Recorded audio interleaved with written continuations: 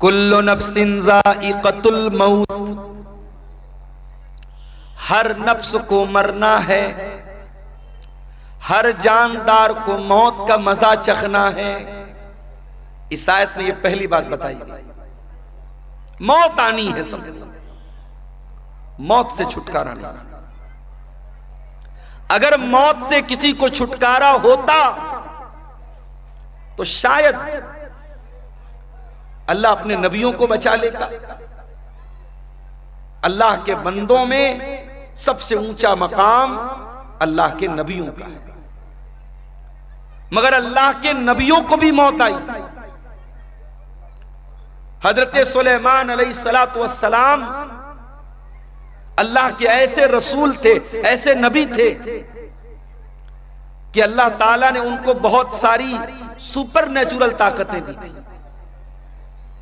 जिन्नात उनके कब्जे में थे, बड़े बड़े जिन्नात इतनी बड़ी बड़ी देगों में खाना पकाते थे, पूरा गांव खा सकता था। बड़ी बड़ी बिल्डिंग बनाते थे जिन्नात, किसी मजदूर की जरूरत नहीं, जिन्नात खड़े होकर के मजदूर इमारतें बना देते थे। हवा उनके कंट्रोल में थी, वो सुबह से शाम तक का सफर पल भर में तय कर लेते थे। इतनी बड़ी ताकत हजरत सुलेमान अलैहिस्सलाम को मिली थी। लेकिन क्या सुलेमान अलैहिस्सलाम को मौत नहीं आई? मौत आई। कैसे मौत आई? सुलेमान अलैहिस्सलाम के हुक्म से जिन्नात बैतुल मुकद्दस की तामीर कर रहे थे, बैतुल मुकद्दस की बिल्डिंग बना रहे थे, उसका स्ट्रक्चर खड़ा कर रहे थे। सुलेमान अलैहिस्सलाम उनको डायरेक्शन दे रहे थे, समझा रहे थे, उनको निर्देश दे रहे थे। सुलेमान अलैहिस्सलाम अपने आसा के ऊपर, अपनी लाठी के ऊपर खड़े होकर के उनको बता रहे थे। और उसी हालत में सुलेमान अलैहिस्सलाम को मौत आ गई। अपनी लाठी पर टेक लगा के खड़े हैं, मौत आ गई। अब मौत आ गई और जिन्नात को पता भी नहीं चला कि हमारे बॉस का इंतकाल हो गया, हमारे मालिक का इंतकाल हो गया, जिसके हुक्म पर हम ये काम कर रहे थे उसका इंतकाल हो गया। जिन्नात अपने काम में लगे हुए हैं और सुलेमान अलैहिस्सलाम की डेड बॉडी उनके इंतकाल के बाद उनका जो शरीर है उसी लाठी की के सहारे खड़ा हुआ है। कुरान कहता है फलम्मा क़ज़ैना अलैहिल मौता, जब हमने सुलेमान की मौत का फैसला कर दिया, मा दल्लहुम अला मौतिही इल्ला दाब्बतुल अर्दि ताकुलु मिन साता, सुलेमान की लकड़ी को, सुलेमान की लाठी को एक कीड़े ने खा लिया और जब लाठी खत्म हो गई तो उनकी डेड बॉडी जमीन पर आ गई। और जब डेड बॉडी जमीन पर आ गई तब जिन्नात को पता लगा कि हम तो बहुत बड़ी गलतफहमी में जी रहे थे, इनका तो ऑलरेडी इंतकाल हो चुका है। एक पैगंबर को मौत आई। कुरान कहता है कुल्लु नफ्सिन ज़ाइक़तुल मौत, हर नफ्स को मरना है।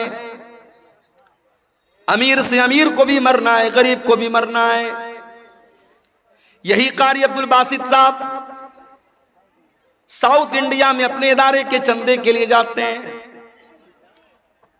इफ्तार का टाइम है, इफ्तार का सामान लेने के लिए जाते हैं और ट्रेन के दरवाजे पर सीढ़ी चढ़ते हुए अचानक उनका पैर फिसलता है, गिरते हैं और वही हादसा उनकी मौत का सबब बन जाता है।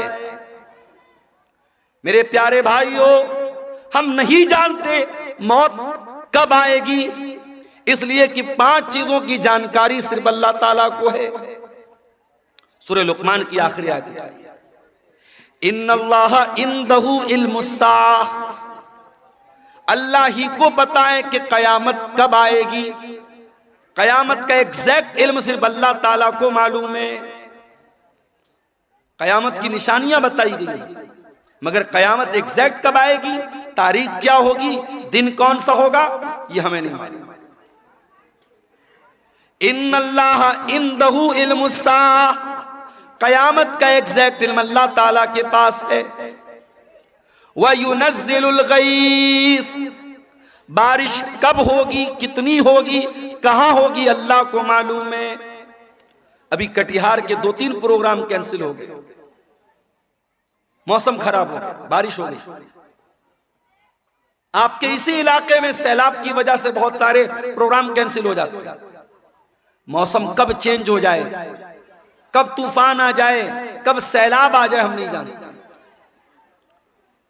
वयअलमु मा फिल अरहाम, और रहमे मादर में क्या है, मां के पेट में क्या है, सिर्फ अल्लाह को मालूम है।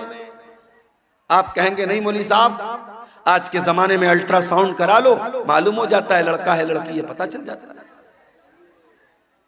हालांकि सरकार की तरफ से प्रतिबंध है, गवर्नमेंट की तरफ से मना है, मगर पता लगाने वाले तब भी लगा लेते हैं। और कहीं यह पता चल गया कि मां के पेट में लड़की है और ऑलरेडी 2-3 लड़कियां हैं, तो लड़की को मां के पेट में खत्म भी करा देते हैं लोग, जिसको इंग्लिश में बोलते अबॉर्शन, गर्भपात करा देते हैं, मां के पेट में ही बच्ची को मार देते हैं। और हम कहते साहब हम लोग बड़े पढ़े लिखे लोग हैं, बड़े सिविल्ड लोग हैं, बड़े तहजीब याफ्ता लोग हैं। अरे हमसे अच्छे तो 1400 साल पहले के अरब के वो जाहिली दौर में, दौर जाहिलियत के वो बद्दू थे, वो देहाती थे, वो जाहिल लोग थे जो अपने बच्चियों को मारते थे, मगर पैदा होने के बाद मारते थे। बच्चियों को कत्ल करने की परंपरा, बेटियों को मारने का रिवाज 1400 साल पहले भी था। एक ऐसी सोसाइटी में जहां लड़की पैदा होने के बाद बाप बेचारा परेशान हो जाता था, क्या करूं। अगर बेटी के बारे में समाज को पता चलेगा कि मेरे घर में बेटी पैदा हुई है, समाज मुझे ताना मारेगा, तू क्यों बेटी को पाल रहा है। ऐसे भी कबीले थे, बहू लाएंगे, बीवी लाएंगे, मगर बेटी पैदा होगी उनके कबीले में बेटी को मार देते थे। बेटी का बाप बनना यह ऐब था। अल्लाह ने कुरान में उनका जिक्र किया, फरमाया वइज़ा बुश्शिरा अहदुहुम बिल उन्सा ज़ल्ल वजहुहु मुस्वद्दन व हुवा कज़ीम। बेटी के बाप को पता चलता था मेरे घर में बेटी पैदा हुई है, बाप का चेहरा काला पड़ जाता था। यतवारा मिनल कौम मिन सूइ मा बुश्शिरा बिही, वो अपनी कौम से अपना चेहरा छुपाया करता था। वो बेचारा सोच में पड़ जाता था, अयुमसिकुहु अला हुनिन अम यदुस्सुहु फित्तुराब, कि क्या करूं, अगर बेटी को पालता हूं तो समाज में अपमानित होना पड़ेगा, जलील होना पड़ेगा, और दूसरा रास्ता यह है अपनी बेटी को ले जाके जमीन में गाड़ दूं, दफन कर दूं। वो तो मिट्टी में जाकर के अपनी बेटी को दफन कर देते थे, मगर बेटी का जन्म होने के बाद ऐसा करते थे। आज का पढ़ा लिखा इंसान, आज का तरक्की याफ्ता इंसान, आज का सोसाइटी वाला इंसान क्या करता है, मां के पेट में अल्ट्रासाउंड के जरिए पता लगा लेता है बेटी है, और डॉक्टर से कह करके एबॉर्शन करवा लेता है। कभी मौका मिले ना तो यूट्यूब पर जाकर के देख लेना कि एबॉर्शन कैसे होता है। अरे अरब के वो जाहिल लोग बेटी को जमीन में गाड़ते थे, बेटी एक बार तड़पती थी, एक बार रोती थी, उसके बाद जब उसकी जान खत्म हो जाती थी बेटी रोना बंद कर देती थी। मगर यहां उस बच्ची को जो बेचारी अभी दुनिया में नहीं आई है, मां के पेट में 1 महीने का गर्भ है, 2 महीने का गर्भ है, 3 महीने की प्रेगनेंसी है, इसने ले जाके डॉक्टर से कहा एबॉर्शन कर दो। डॉक्टर ने एबॉर्शन किया और वीडियो के अंदर ये दिखाया जाता है कि मां के पेट में जब एबॉर्शन होता है उस बच्चे को टुकड़े टुकड़े करके मारा जाता है। उस बच्चे को, उस मासूम बच्ची को जो अभी मां के पेट में अभी पूरी तरीके से तैयार भी नहीं हुई है, अभी वो तैयार होने के प्रोसेस में है, उसको एबॉर्शन के जरिए टुकड़े टुकड़े करके उसकी बॉडी के, उसके शरीर के टुकड़े टुकड़े करके मार दिया जाता है। वारे इंसान कितना बड़ा जालिम है। तो कल भी बेटी का कातिल था, तो आज भी बेटी का कातिल है। आज भी बेटियों को लोग कत्ल कर देते हैं। और क्यों कत्ल करते हैं? हमारी और आपकी वजह से। ये समाज, ये सोसाइटी जो अपने आप को बड़ी दीनदार कहती है, वो साल में जलसे कराती है, जो प्रोग्राम कराती है, जिसके चेहरे पर लंबी दाढ़ी है, जिसके माथे पर सज्जे का निशान है, इसी समाज में जहेज चलता है, इसी समाज में बारात चलती है, इसी समाज में गरीब की बेटी की शादी करने के लिए गरीब बेटी का बाप लोन लेता है, जमीन बेचता है, जायदाद बेचता है, फिर अपनी गरीब लड़की की शादी करता है। उस गरीब इंसान जिसके पास 3-4 बेटियां हों, वो अपनी बेटियों को अपने सीने का बोझ समझता है। इसके जिम्मेदार कौन है? इसका जिम्मेदार पूरा समाज है, पूरा मुआशरा है। बेटी को बोझ बना के रखा है। बेटी बोझ नहीं है मेरे भाई, बेटी रहमत होती है। अगर बेटी बोझ होती, अल्लाह ने अपने नबी को 4 बेटियां न दी होती। अल्लाह ने अपने आखिरी नबी को, अपने सबसे महबूब नबी को अल्लाह ने 4 बेटियों का बाप बनाया। और माफ करना, मेरे नबी सिर्फ बेटियों के बाप नहीं थे, बेटियों की जान थे। मेरे नबी अपनी बेटियों की आंख में कभी आंसू नहीं देखते थे। मेरे नबी अपनी बेटियों से बहुत मोहब्बत करते थे। अल्लाह कह रहा है वयालमु मा फिल अरहाम, मां के पेट में क्या है ये मैं ही जानता हूं, कोई नहीं जानता।